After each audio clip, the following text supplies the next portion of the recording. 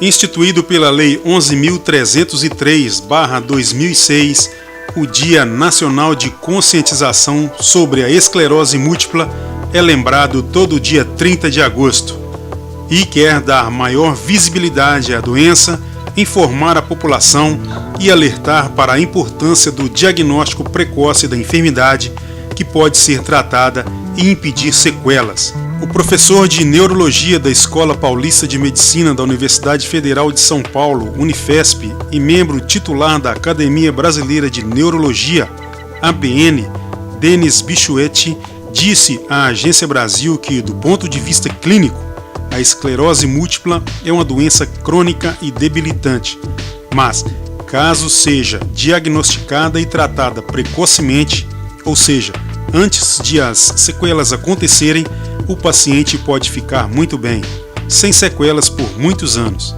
Ele alertou, entretanto, que como a esclerose é uma doença que começa por volta dos 20 ou 30 anos de idade, e apesar de levar muito tempo para gerar incapacidade, ela ataca pessoas na época mais produtiva da vida, entre 20 e 55 anos de idade. O coordenador de doenças cerebrovasculares do Hospital Icaraí e coordenador da Neurologia do Hospital e Clínica de São Gonçalo, Guilherme Torresani, esclareceu que a esclerose múltipla é uma doença autoimune que acaba atacando algumas áreas do cérebro e comprometendo o sistema nervoso central. Dependendo da área do cérebro inflamada, vários sintomas podem surgir de forma súbita, em surto. Se o paciente deixar isso passar, não investiga, a doença vai piorando. É importante haver essa conscientização de que sintomas neurológicos novos devem ser sempre investigados por um neurologista. Por isso, se fala em diagnóstico precoce, disse Torresani. Denis Bichuetti afirmou que o primeiro motivo para diagnosticar logo a doença é tratar cedo e impedir a cadeia de sequelas. O primeiro ponto para diagnosticar e tratar precocemente é mudar a história da doença. Como foi mudada a história da poliomielite, do acidente vascular cerebral, como vem mudando a história do câncer no Brasil, observou. O segundo motivo é social e econômico. Se tratar a pessoa antes de desenvolver sequela, o custo dos medicamentos, o custo desembolsado por benefícios sociais e o custo indireto com a aposentadoria vão ser muito menores. Isto se mantiver a pessoa andando e produzindo em vez de esperar uma sequela acontecer. Porque vai ter que tratar essa sequela, que é muito mais cara do que o remédio para mantê-la andando. E a pessoa vai parar de produzir e consumir benefício social, explicou o médico. A terceira razão para o diagnóstico e tratamento precoce é o bem da própria pessoa, que é o elemento mais interessado, para que ela se mantenha próxima da família e possa desenvolver atividades de lazer e ter um trabalho onde vai produzir e ser remunerada. Dados da Federação Internacional de Esclerose Múltipla e da Organização Mundial de Saúde, publicados no ano de 2013, indicavam que no Brasil existiam 40 mil casos da doença. Denis Bichuetti diz, porém, que esse número está subestimado, por ser uma doença crônica e a pessoa viver com ela por 30 ou 40 anos, deve haver pelo menos o dobro de brasileiros com esclerose múltipla. O problema é que nem todos estão plenamente diagnosticados. De acordo com o Ministério da Saúde, a prevalência média da doença no Brasil é de 8,69 para cada 100 mil habitantes. No mundo, estima-se que entre 2 milhões e 2,5 milhões de pessoas convivam com a esclerose múltipla.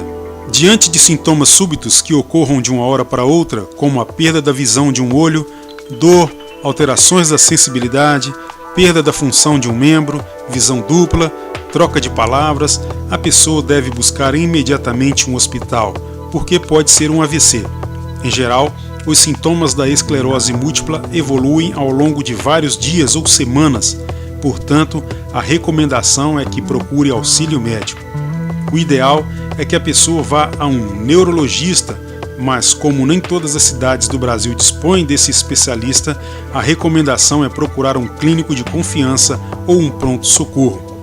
Denis Bichuete acrescentou que se os sintomas forem muito agudos, o paciente deve ser levado para uma emergência que tem os mecanismos de avaliar se não é outra coisa que precisa ser tratada. A esclerose múltipla pode esperar até amanhã, o AVC não, explicou. Guilherme Torresani informou que a doença atinge 2 vezes mais mulheres do que homens e é diagnosticada em média aos 30 anos na mulher, na idade mais produtiva, embora possa acometer desde crianças até pessoas mais idosas. Isto vale para outras doenças autoimunes, como lúpus, doença de Crohn, por exemplo. Segundo explicou Denis Bichuete, a mulher tem tendência maior a desenvolver doenças autoimunes por fatores genéticos. Não é uma coisa exclusiva da esclerose múltipla, mas do gênero feminino em geral. O tratamento é feito com medicamentos.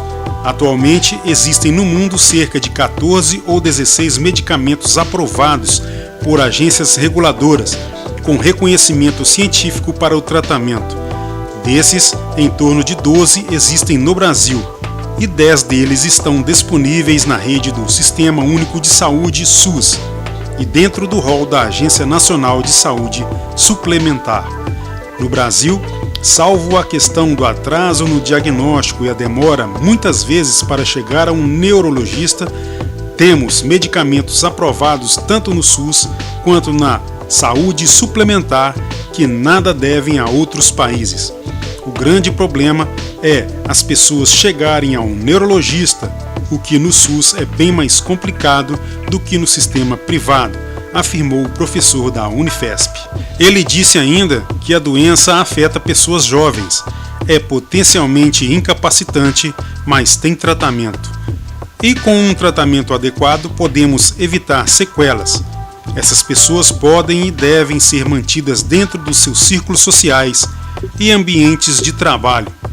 Aos empregadores, ele pediu que não veja funcionários portadores da doença como inválidos, mas sim como pessoas que, se receberem tratamento adequado, vão continuar produzindo muito bem e não devem ser demitidas, olhadas como pessoas com qualquer outra doença que tem altos e baixos e merecem a mesma oportunidade que todo mundo.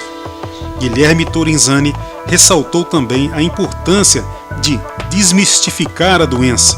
Não é uma sentença de morte nem sentença de invalidez, ele assegurou.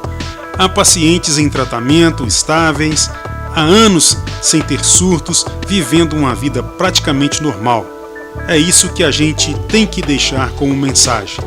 O neurocirurgião Cláudio Fernandes Correia, idealizador e coordenador do Centro de Dor e Neurocirurgia Funcional do Hospital 9 de Julho, sugeriu aos portadores da doença a prática regular de atividades físicas aliadas à fisioterapia motora e associação de medicação para o controle esfincteriano, caso esse seja comprometido. Para casos de alteração do controle muscular, caracterizada por rigidez e tensão nos músculos, Correia recomendou a fisioterapia de reabilitação física somada à medicação, bem como procedimentos neurocirúrgicos em cenários mais limitantes. Informação: Agência Brasil.